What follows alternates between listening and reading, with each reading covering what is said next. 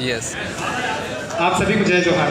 जय जोहार। चूँकि मैं बस्तर से हूँ और बस्तर की संस्कृति से रचा बसा आदमी हूँ, तो मेरा जय जोहार बोलना बनता है, इसमें जय जोहार। सबसे पहले इस दुर्ग की पावन धारा को मेरा नमन, क्योंकि सिख से होने के बाद मुझे सेलिब्रेशन का पहला मौका अगर मिल रहा है इस दुर्ग की धरती से मिल रहा है, और ये मौका देने वाले मेरे सीनियरों को है। सबसे पहले मैं शुक्रगुजार हूँ, कृतज्ञ हूँ मोहंती सर का। मोहंती सर का इसलिए, जिस बैनर ने मुझे इस मंच को दिया है, अगर मोहंती सर नहीं होते, मोहंती सर की एक वर्ड नहीं होता, तो शायद मैं आज नहीं होता। उससे पहले मैं परिचय बताना जा रहा था सर। मैं चैनूराम मरकाम लिखता हूँ। चैनूराम मरकाम, मेरा गांव है कोपरा। कोपरा कोंडागांव जिले से, कोंडागांव जिले का एक छोटा सा गांव है, छोटा सा गांव, वहाँ से बिलोंग करता हूँ। मैं स्वास्थ्य विभाग में आरएचओ हूँ, स्वास्थ्य विभाग में आरएचओ हूँ। बहुत सारे लोग यहाँ पे आरएचओ लोग बैठे हुए हैं सर, बोल रहे थे कि आपने कैसे कर लिया। मैं बताऊँगा कैसे कर लिया। तो मैं क्यों आया केंगन में, उस चीज़ को भी बताऊँगा। तो मैं चैनूराम मरकाम स्वास्थ्य विभाग में स्वास्थ्य विभाग में ड्यूटी करते करते इस काम को कर लिया। बहुत सारी चीज़ें मैं बोलना चाह रहा हूँ, कुछ चीज़ें मिस भी होंगी। तो आइए, हम 2011-12 में किसी दूसरी कंपनी में काम कर रहे थे, वैसे मुझे किसी न किसी अपॉर्चुनिटी की तलाश थी। उसी तलाश में एक दूसरी कंपनी मिली थी, वहाँ पर मैंने ज्वाइन किया था। ज्वाइन जैसे ही किया कुछ दिनों बाद कंपनी बंद हो गई। उसके बाद फिर से भेष बदलकर वही कंपनी दूसरा नाम से आई। वहाँ पे हम लोग 5-6 साल रगड़ के मेहनत किए। उसके बाद फिर से वो कंपनी बंद हो गई। इस तरह से सिलसिला चलता रहा। मेरा जो लाइफ का गोल्डन पीरियड था, 5 से 6 साल वो निकल गए थे। उसके बाद मैंने कसम खा लिया था कि अब नेटवर्किंग, डायरेक्ट सेलिंग कुछ नहीं करना है, PSC वगैरह तैयारी करना है, अच्छा जॉब करना है। इस तरह से मैंने ठान लिया था। उसी बीच मोहंती सर के एक दिन कॉल आता है। मोहंती सर बोले, मरकाम जी एक बार तो आप डेमो देखो, एक बार आप डेमो देखो सर, आपकी लाइफ सेट हो जाएगी। क्या बोला? लाइफ सर आप एक बार डेमो देखिएगा सर, आपकी लाइफ सेट हो जाएगी। 45 साल पुरानी, उस समय में, आज 3 साल हो गए उसको, 45 साल पुरानी जिस कंपनी के बारे में बात करना चाह रहा हूँ, अगर उसका आपने डेमो देखा, डिसीजन लिया, तो लाइफ सेट हो जाएगी मरकाम जी। सर उसी लाइन में जो है ना, मेरे गाँव का मेला चल रहा था उस दिन, मैं मेला को छोड़ के डेमो देखने आया था कैंकेर में। उसी लाइन ने मुझे अंदर तक इतना गहरा मजबूर किया देखने के लिए, और मैं डेमो देखने आया। उसके बाद डेमो देखने के बाद, क्योंकि मैं स्वास्थ्य विभाग से हूँ, मुझे चीज़ पसंद आ गई। मेरा साइंटिफिक पूरी तरह से जो चीज़ है, हमारी केंगन मशीन पूरी तरह से साइंस बेस्ड चीज़ है। समझ तो आ गई, क्योंकि हम स्वास्थ्य विभाग से हैं, समझ आ गई। लेकिन पैसे नहीं थे लेने के लिए पैसे नहीं थे। गांव के समूह से भी मैंने मांगने का कोशिश किया, क्योंकि ऑलरेडी मैं उस वाली कंपनी में 3.5 लाख का कर्ज में डूबा हुआ था, 3.5 लाख का कर्जे में। इसलिए मैंने सोच लिया था करना नहीं है। लेकिन केंगन ने मुझे उसका डेमोन्स्ट्रेशन में इस डिसीजन को लेने के निर्णय मजबूर कर दिया। फिर से मैंने मोहंती सर को पूछकर, मोहंती सर ने बोला, एक बार बैंक में फिर से लोन के लिए अप्लाई कीजिए। लोन के लिए फिर से अप्लाई किया सर, 4.5 लाख रुपये मिले। जो पिछला वाला लोन था वो कटा, और जो बचा पैसा था उससे मैंने केंगन ले लिया।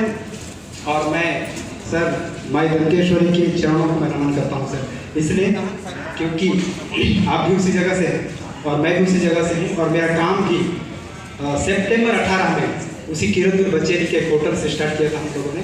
फिर ऐसा करते आज मैं शिक्षक हो चुका हूँ। और इस शिक्षक की जर्नी में अगर पूरे शिद्दत से, मैं एक तरह से कह सकता हूँ, मैं बस्तर का आदमी हूँ और मुझमें क्या टैलेंट है ये तो मुझे नहीं पता था। एक तरह से कह सकता हूँ कि एक मिट्टी का ढेला ही था, जिसको अगर किसी जौहरी ने तराशा है मुझे, तो वो कोई और नहीं, उपेंद्र साहू सर हैं। उनके लिए एक बार जोरदार उपेंद्र साहू सर अगर नहीं होते तो शायद मैं शिक्षक के पायदान पे नहीं होता। उन्होंने कैसे डेमो करना है, कैसे काम करना है, कैसे फॉलो करना है, ये सारी चीज़ों को सर नहीं सिखाया। सर मोहंती सर का गाइडलाइन मिलता रहा। संजू सर हैं, नारायण शर्मा सर हैं, ऐसे क्रॉस लाइन होने के बावजूद भी मुझे बीच बीच में मोटिवेट करते रहते हैं। इनका मोटिवेशन मुझे हमेशा प्रेरित करता रहा है, हमेशा प्रेरित करता रहा है। उसी प्रेरणा ने, और सर केंगन में आने के पीछे का अगर मुख्य रीज़न बताऊँ, केंगन में आने का अगर मुख्य रीज़न बताऊँ, वो रीज़न है मेरे सपने। क्योंकि वो सपने क्या थे, मैं थोड़ा सा आप लोग को बताना चाहूँगा। थोड़ा सा स्टोरी ज़्यादा लंबी हो सकती है, माफ़ी चाहूँगा, लेकिन मंच मिला सर तो बोलना चाहूँगा। मैं छोटे से गांव से हूँ, और देखिए कई लोग बोलते हैं ना स्वास्थ्य विभाग में हूँ मैं, और जॉब करते करते इस काम को नहीं किया जा सकता। कई लोग बहाने मारते हैं, वो सिर्फ बहाना है सर, किया जा सकता है अगर डेडिकेटेड हो तो। अगर उनका बहाना, अगर उनके सपने जो है ना बड़े से, अगर उसके सपने बहाने से बड़े हैं तो किया जा सकता है। कैसे किया जा सकता है? मेरा बचपन एकदम गरीबी में बीता है, एकदम गरीबी में बीता है सर। इवन आप लोगों को बता दूं तो आप लोग बिलीव नहीं करेंगे, छीन जाते हैं कि छीन जो खाते हैं सर, छीन है ना, छीन क्या हुआ, हाँ वो कह सकते हैं सर। जी जी, मैं जब पहली पढ़ रहा था ना, मेरी माँ गुजर गई। पहली पढ़ते समय चौथी पढ़ रहा था, लगभग मैं 9 से 10 साल का था, तो मेरे पिताजी गुजर गए, पिताजी भी गुजर गए। तो मुझे जो है फैमिली का सपोर्ट फाइनेंशियली नहीं मिल पा रहा था। भैया जैसे तैसे कुछ भी काम करके जो कुछ भी मिलता था वो देते थे, उसी से मैं पढ़ाई करता था। मैं जब प्राइमरी के में बताऊँ, मेरे पास शर्ट भी एक ही होता था। स्कूल टाइम से पहले कुछ देर पहले नहाने जाता था, उसी को निचोड़ना है और उसी को पहन के जाना है। इवन बटन नहीं होते थे सर, बटन नहीं होते तो मैं छीन जो बोला ना, छीन उसी का पत्ता को क्या करता था मैं, बारीक बारीक का सर वो करता छीनता था और बटन बांध के चला जाता था स्कूल। इतनी गरीबी में बीता है, मतलब मैं एक रुपए के लिए तरसा हूँ, एक रुपए के लिए। अगर वो अभाव की ज़िंदगी मैं नहीं जिया होता, अगर अभाव की ज़िंदगी नहीं जिया होता तो शिक्षे की पायदान पे नहीं होता, केंगन वाटर लेने की हिम्मत नहीं होती मुझे। क्योंकि जिस समय मैं केंगन मशीन ले रहा था, मेरा ऑलरेडी लोन था, उस समय फिर से मैंने डिसीजन लेने के लिए क्या हिम्मत निकाला ना, क्योंकि मैं उसमें 3.5 लाख रुपए का लोन लिया हुआ था, EMI बहुत ज़्यादा कट जा रहा था, मैं घर वालों को पैसा नहीं दे पा रहा था। तो घर वाले बोल रहे थे कि करता क्या है पैसे को, लेकिन मैं क्या किया था घर वालों को नहीं बताया था, तो मैं दे नहीं पा रहा था। फिर से मोहंती सर ने बोला यार एक बार ना बैंक में लोन की बोल के तो देखो, बात करके तो देखो। मैं जाके बात किया, लोन भी मिल गया। लेकिन उस समय एक डिसीजन लेने के लिए मेरे को हिम्मत की ज़रूरत थी। तो मैंने क्या बोला, मेरा डिसीजन लेते समय जो वर्ड था वो वर्ड ये था, अगर मैं बर्बाद हूँ तो पूरी तरह से बर्बाद हो जाऊँ, पूरी तरह से बर्बाद हो जाऊँ, या फिर ये मौका अगर सही निकला, ये मौका सही निकला तो मैं इस काम को कर जाऊँगा। ये डिसीजन था मेरा और मैंने डिसीजन लिया, बस इसे डिसीजन के चलते मैं काम को किया। सर बहुत सारे लोग बाहर जब था, पाल सर वगैरह को मिलवा रहे थे, बोल रहे थे सर कि आपने कैसे किया। देखिए स्वास्थ्य विभाग का ड्यूटी पिछले जब से कोविड आया है तब से बहुत ज़्यादा टाइट चल रहा, बहुत ज़्यादा। उसके बावजूद भी तो है, कभी ड्यूटी से बंक मार के या फिर जो समय बचता है उस समय में पूरी तरह से, जैसे कि मैं 5 से लेकर 9 बजे के बीच में करता हूँ शाम को। ड्यूटी के टाइम नहीं कर सकता क्योंकि स्वास्थ्य विभाग से लोगों का नज़र आता है हम पर, फील्ड वाला जॉब है हमारा। अगर हम पूरी तरह से कोताही बरतेंगे तो होगा क्या, शिकायत चली जाएगी। इसलिए मैं कोशिश करता हूँ जॉब के टाइम में काम को नहीं करना। और जब केंगन का काम करता हूँ, मैं अकेला रहता हूँ, रूम लेके रहता हूँ, तो क्या होता है 6 से 9 के बीच में करना है। उस बीच में कई बार ऐसा हो जाता है 10 भी बज गया, 11 भी बज गया, तो आके खाना बनाना है, बर्तन भी खुद ही धोना है, ये सारी चीज़ें होती हैं। तो कई बार होता क्या है, बर्तन नहीं धुला है, टाइम बच गया, टाइम हो गया 10-11 रात को। कई बार, हर बार ऐसा नहीं होता ना जेब में पैसे रहे और ढाबा में खा के आए। उस दिन कई बार लेट हो गया तो अंडा फौज वगैरह खा के भी रात गुजार दिए, ऐसा भी होता है। ऐसा कर करके इस काम को मैंने शुरुआत किया। मशीन तो ले लिया था और सबसे बड़ी चुनौती थी कि डेमो कैसे करना है। भूपेंद्र सर भिलाई से हैं, मैं कांकेर से हूँ। अब उतने बीच का फासला, रोज़ तो कोई आदमी आके डेमो नहीं कर देगा ना, कोई डेमो नहीं कर देगा। तो मैंने माननीय वैभव साथी सर से लगातार फोन में नॉलेज लेता रहा।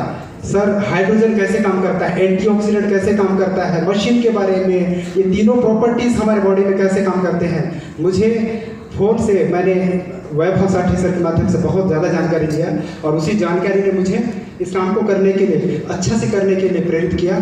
तो हुआ क्या, जब भूपेंद्र सर हर रोज़ तो नहीं आ सकते ना, ORP मीटर तुरंत मैंने वेबासाटी सर के खाते में पैसा डाला, सर ने ORP मीटर भेज दिया, ORP मीटर भेज दिया। अब मशीन को रखने की मैं बाइक में उस समय, क्योंकि मेरे पास बाइक था, डेमो करना है मुझे, बाइक अब मशीन को कैसे रखूँ, मोटर को कैसे रखूँ, ये तमाम प्रकार की समस्याएं थी। क्या करता था, एक बड़ा सा बैग दिया था सर, आपको याद है, बड़ा सा बैग दिया था, बड़ा सा बैग में मशीन रखता था और पीछे तरफ उसको टांगता था। एक बैग और रखता था जिसमें फाइल होते थे सामने में, और मोटर को रखता था डिग्गी में। तो उस बीच में इस प्रोसेस में क्या हुआ, कई लोग मुझे बोले मरकाम जी देखो आप यार स्वास्थ्य विभाग से हैं, अगर प्राइवेट प्रैक्टिस भी करोगे ना, प्राइवेट प्रैक्टिस भी करोगे तो अच्छा खासा पैसा बना लोगे, कहाँ ये कोचे धंधा वाला काम करते हो, ऐसा कई लोगों ने बोला। लेकिन मेरा विजन क्लियर था सर। मैं, क्योंकि मैंने बताया ना, इतना एक रुपए के लिए कसम हूँ, उसी समय मैंने कसम खाया था कि जब भी बनूंगा तो आदमी पैसा वाला आदमी बनूंगा, और पैसा वाला आदमी नहीं बन सकता था प्राइवेट प्रैक्टिस करके। इसलिए मैंने सोचा कुछ किया जाए तो बड़ा किया जाए, जो कि आगे चल के पूरा खानदान का गरीबी को मिटा दे, और उससे बड़ा प्लेटफॉर्म, केंगा से बड़ा प्लेटफॉर्म नहीं मिल सकता। जब जॉब लगी 2009 में, जब जॉब लगी, मेरे सपने बड़े हैं शुरू से ही, तो कार का सपना हमेशा से रहा है, लेकिन 30-35 हज़ार की नौकरी में कार तो नहीं आ सकता, समझे सर, नहीं आ सकते। तो लेकिन जब बरसात के दिनों में हम बाइक में चल रहे होते हैं, ट्रक आ गई, कार आ गई, जब उसका वो गंदा पानी छिड़काता है ना, अच्छा लगता है। कितने लोग को अच्छा लगता है बताओ? नहीं लगता ना। वो चीज़ ना संजू सर, मोहंती सर, वो चीज़ मुझको ना अंदर से पीड़ा देता था। मैं सोचता था यार एक दिन कार बनूंगा। उन कंपनियों में जब मैं 11 में कर रहा था, तब से सफर देख रहा था, हो ही नहीं पा रहा था। फिर जैसे मैंने 20 मशीन, देखिए लगभग ना शुरुआत के दिन की बात करूँ सर, आपने तो मदद किया, उसके बाद लगभग ना 70 डेमो किया था स्कूटी से, बाइक से। 3 मशीनें लगी थी, उसके बाद टोटल स्टॉप हो गया था। तो उस बीच में मैं टूट सकता था, लेकिन फिर भी वही पता है ना, मेरे सपने मेरे बहाने से बड़े थे। तो मैंने करता गया। उसके बाद फिर 2-4 मशीनें और लगी, 20 मशीनें हुई, 20-25 मशीनें हुई। उसके बाद मेरा जो सपना था, मैंने नेक्सा का सियाज डेल्टा मॉडल खरीदा, इसी कैंगन की बदौलत। सैल्यूट करता हूँ उस कैंगन को। उसके बाद मेरे टीम में आते गए लोग ऐसे भी आए, किसी ने ट्रैक्टर को भी बेच के लिया सर, ट्रैक्टर को बेचा सर मेरी टीम में, एक शख्सियत ने ट्रैक्टर को बेच के मशीन लगाया, आज टाटा टियागो की कार ले लिया मुकेश कौराम जी। तो आज ये जो मंच है, हालांकि बहुत कुछ कहना चाह रहा हूँ, मगर कट शॉर्ट करना चाहूँगा, क्योंकि हमारे बीच में इतने बड़े महान हस्ती बैठे हैं, उनको सुनना ज़्यादा ज़रूरी है। मेरी स्टोरी और भी सुनते रहेंगे। आज वाकई थैंक यू करने का दिन है आप सभी सीनियर्स का, टीम ओरिजिन का, मेरे टीम के बिजनेस एसोसिएट्स, डाउनलाइन टीम का, और even sir cross line team का। क्रॉस लाइन में तो आखिर केंगन के माहौल बनाते हैं, उनको भी थैंक यू। कई लोग ऐसे भी हुए, मैंने डेमो किया, मशीन किसी और से लगा लिया है ना, उनको भी थैंक यू।